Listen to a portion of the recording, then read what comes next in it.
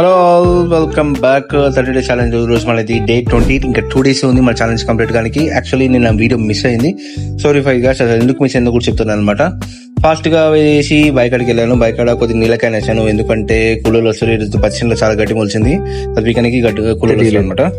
Miss అయిపోయింది నేను, so not a problem. ఒకరోజు మిస్ అయింది, మళ్ళీ రిపీట్ గా అక్కడ చూసుకోవాలి.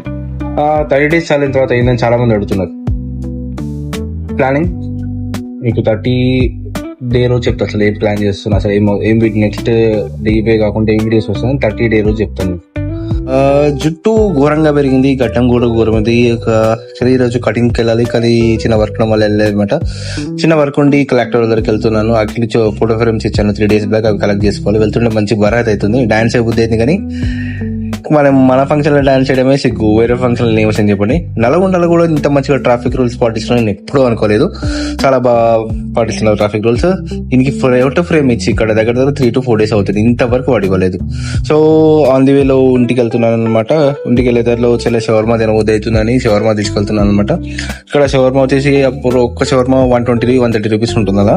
నేను 2 షవర్మా తీసుకున్నాను అనమాట. తీసుకొని ఫాస్ట్ గా ఇంటికి స్టార్ట్ అవుతున్నాను. ఇంటికి వెళ్ళే దారిలో యాక్చువల్లీ నా ఫోన్ పౌచ్ ఇంకా స్క్రీన్ గార్డ్ మార్చాలి, ఎందుకంటే చాలా గలీజ్గా అయిపోయింది. అసలు ఫోన్ కి నాది గ్లాస్ కూడా లేదనమాట.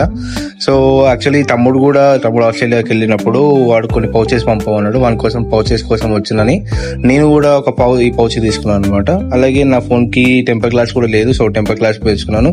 సో ఫైనల్లీ 2 పౌచ్లు 2 స్క్రీన్ గార్డులు తీసుకున్నాను. నా పౌచ్ తందుకు ఆల్మోస్ట్ 700 రూపీస్ అయింది. సో ఇంటికి వెళ్ళే దారిలో ఆకలి అవుతుంది, బట్ షవర్మా తీసేసి తినుకుంటూ వెళ్ళాలన్నమాట. ఇంటికి వచ్చిన తర్వాత ఈ బుడ్డోతో మంచిగా ఫోన్ మాట్లాడాను. బుడ్డోడు బాగుంది కదా. ఓకే, వీని పేరు గూగు. Okay, thank you for watching, bye.